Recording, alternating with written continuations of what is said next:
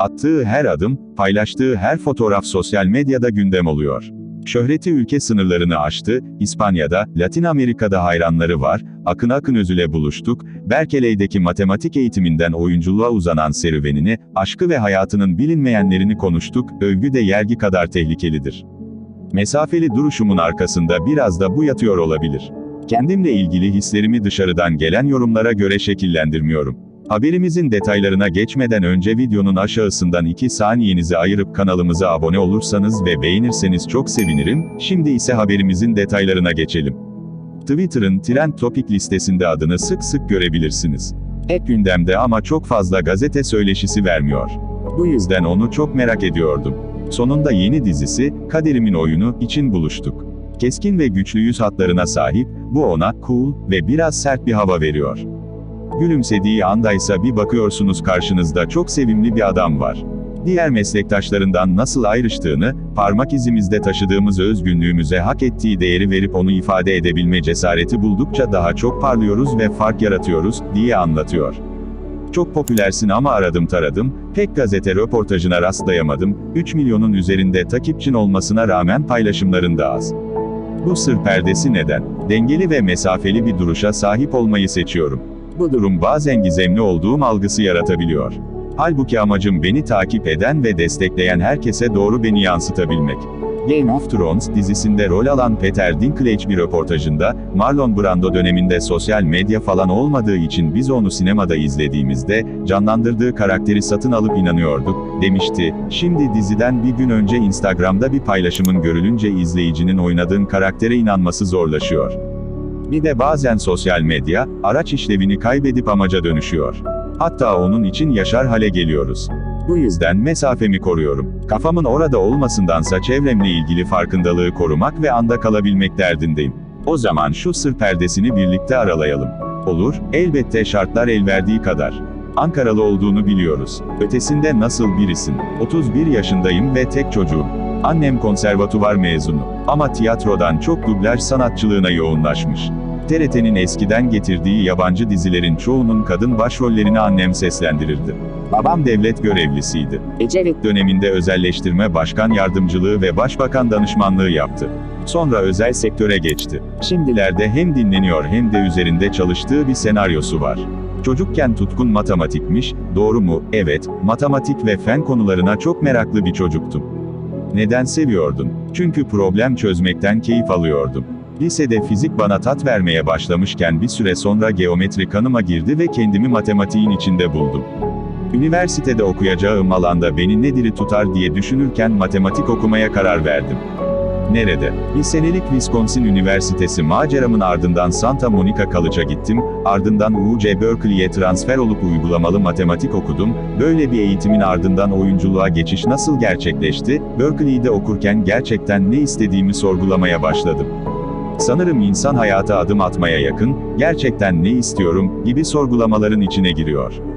Orada dış seslerden uzak, kendi içimde bu sorgulamaları yapabilme imkanı buldum, uygulamalı matematik sonrası olası iş alanlarımı düşündüm. Bunlardan biri yatırım bankacılığıydı ve bu beni hiç heyecanlandırmadı. O sıralar aldığım bazı seçmeli dersler sayesinde sanatla da ilgilenmeye başlamıştım. Ve sanatta da bir matematik olduğunu ve çözülecek problemleri fark ettim. Bu problemleri çözmek zihinsel, ruhsal, duygusal, fiziksel çaba gerektiriyordu. Bu durum beni çok heyecanlandırdı, o yakıtla da yola çıktım. Ailenin tepkisi ne oldu? Babama kararımı Skype üzerinden görüntülü konuşurken söyledim, eyvah! Ne yaptı? Ekran yüzüme kapandı. Çok iyiymiş. Nasıl ikna oldu? Zamanla sindirdi. Aslında şimdi geriye dönüp bakınca ona da hak veriyorum. Beraber bir yola girilmiş, yıllarca eğitim alınmış, yatırım yapılmış, tam sonuna gelinmişken bir anlık hevesle alınan bir karar olabileceğinden korktu.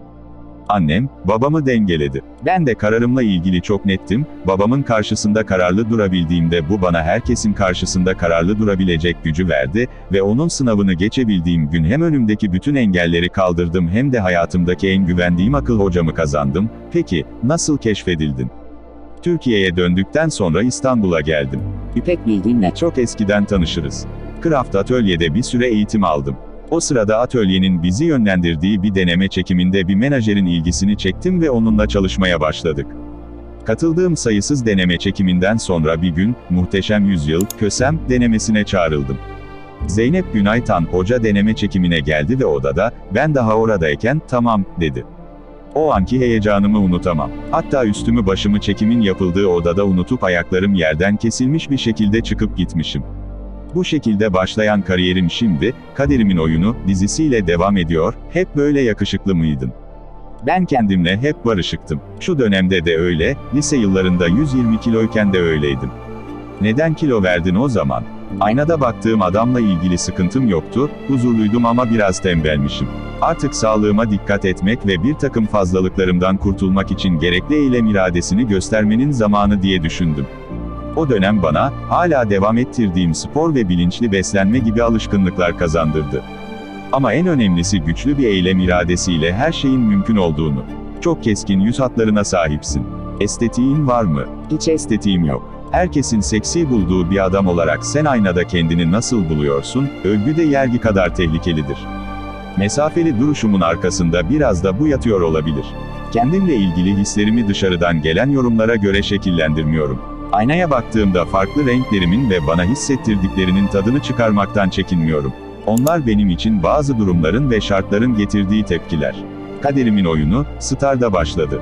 Henüz izlememiş olanlar için karakterin Cemal'i nasıl anlatırsın? Sevdiklerine sahip çıkamadığı için çok ağır bedeller ödemek zorunda kalan bir adam.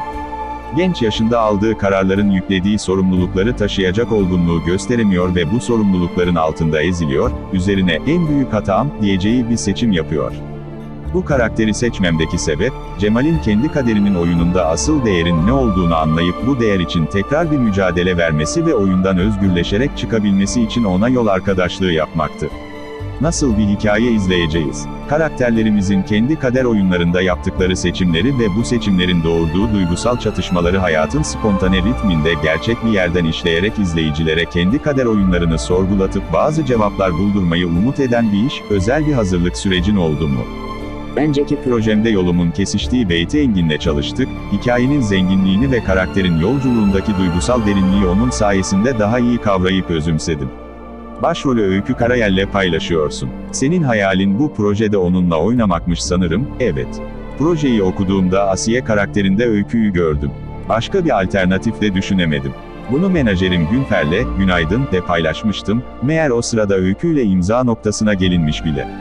Bu kadar içimden geçirdiğim bir isimle bu projede partner olma imkanı buldum. Bu da demek benim kaderimin oyunu. Yükselişe geçmişken bu dizi kariyerin için çok önemli. Bu üzerinde baskı yaratıyor mu? Bunun sınavını verdiğim bir dönemdeyim. Çok ses getiren bir iş yaptıktan sonra sizinle ilgili beklentiler yükseliyor. Aslında bu baskı yanlış kararlar vermeye yöneltebilirdi de, peki ne yaptın? Bu proje gelene kadarki yaklaşık 7 aylık süreçte gelen bütün işleri, Günfer'in de desteğiyle, kalbimin sesini dinleyerek okudum. Bu proje beni tam anlamıyla kaşıdı. Ratingde ne yapar, ne eder ya da ne kadar ses getirir diye düşünmeden sadece böyle bir ekiple birlikte karakterimin yolculuğuna tanıklık etmek istedim. Ben oyuncu olarak bazen kendimi karakterlerimin davasını savunan avukat gibi görürüm ve kendime, bu davada kazanmaya değer bir şey var mı, diye sorarım. Bunlara verdiğim cevap kalbimi harekete geçirdi. Kadere inanıyor musun? Evet, ama bu aslında kaderi nasıl tanımladığımıza bağlı.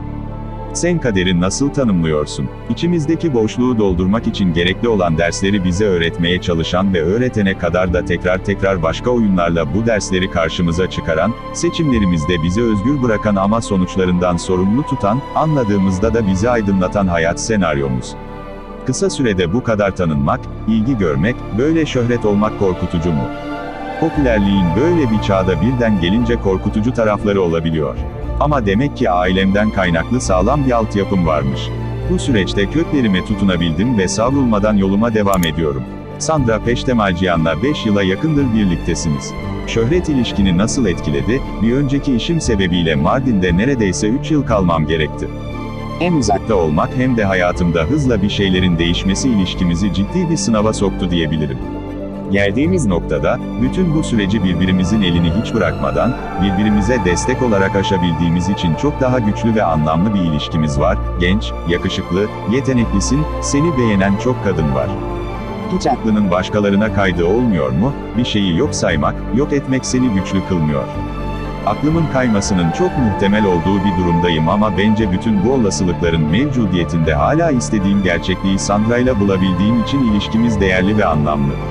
Nasıl bir aşıksın? Ben aşıktan çok sevgiliyim. Kız arkadaşın popülerliğinden nasıl etkileniyor? Bir açıdan bakınca, yaptığımız işle insanları ekranda izledikleri bir aşka inandırmaya çalışıyoruz ve bu aşkı gerçek kılabildiğimiz ölçüde başarılı oluyoruz. Ondan dolayı bazen Sandra, bu gerçekliğe zarar veren bir düşman gibi de algılandı, saldırılara da maruz kaldı. Fakat bana olan sevgisi ve işime olan saygısından ötürü bütün bunları göğüsleyebilme olgunluğunu gösterdi. Bana da böyle bir partnerin değerini bilmek ve ona sahip çıkmak düşer. Hola, dergisine kapak oldun, People dergisi haberini yaptı. Yurt dışı maceran nasıl başladı? Hercai'nin yurt dışında yayımlanması vesile oldu. Dizilerimizin dünya çapında ciddi bir izleyici kitlesi var. Ne mutlu bana, ülkemde bu mesleği icra ederek sesimi dünyaya duyurma imkanı buluyorum. Hola, dergisinin çekimini de burada, yabancı kanallarla röportajlarımızı da internet üzerinden yaptık. Yakın zamanda oradaki izleyicilerimizle buluşmaya niyetliyim. Kendini nasıl anlatırsın? Bu mesleği seçme sebeplerimin en başında kendimi keşfetmek ve tanımak geliyor. Her karakterin bana açtığı yeni alan sayesinde kendime dair bir şeyleri keşfediyor, keşfettikçe kendimi ifade etme özgürlüğü buluyorum, o yüzden bu, entelektüel olarak cevaplayacağım bir sorudan çok yolculuğumun kendisinin cevabı olabilir. O zaman oyunculuk dışındaki tutkuların neler? İnsan ve hayat, benim hayata, insana ve ilişkilere dair çok ciddi bir tutkum var. Oyunculuk da aslında bize insanın derinliklerine girebilme, hayatın karşımıza çıkardığı durumları deşebilme ve ilişkileri detaylı bir şekilde inceleyebilme imkanı sunuyor. Ondan dolayı benim tutkularım zaten oyunculuk dışında. Oyunculuk sadece bu tutkularımı deneyimleyebilmem için bana işlevsel bir araç sunmuş oluyor. Arkadaşlarının sende değiştirmek istedikleri özelliğin nedir? İnatçılığım olabilir. Bazen takıntılı derecede inatçı olabiliyorum ve bu, hayata karşı esnekliğimi kaybetmeme yol açıyor. Bu tip durumlarda arkadaşlarım, biraz rahatla, gevşe, diyerek beni rahatlatmaya çalışıyorlar. Sinirli misin? Kırmızı çizgilerim var. Herkes gibi oralara dokunulduğunda sinirlenebiliyorum. Ama önemli olan gün geçtikçe, sinirlendiğim durumlarda doğan bu öfkeyi yönetme becerisi kazanmak. Nedir o kırmızı çizgiler? Saygısızlık, adaletsizlik ve özensizlikle iyi niyet ve emek sömürüsü kırmızı çizgilerimden. Değerli izleyicilerimiz, şimdilik bu videomuz burada sona eriyor. Gündeme dair gelişmelerden ve bilgilerle dolu videolardan haberdar olmak istiyorsanız kanalıma abone olabilirsiniz ve bildirimleri açabilirsiniz. Videoyu beğendiyseniz beğenmeyi ve videoya yorum yapmayı unutmayın lütfen. Sonraki yeni videolarda görüşmek üzere, kendinize iyi bakın. Ben Ali Cenap. Bizleri dinlediğiniz için teşekkür ediyoruz.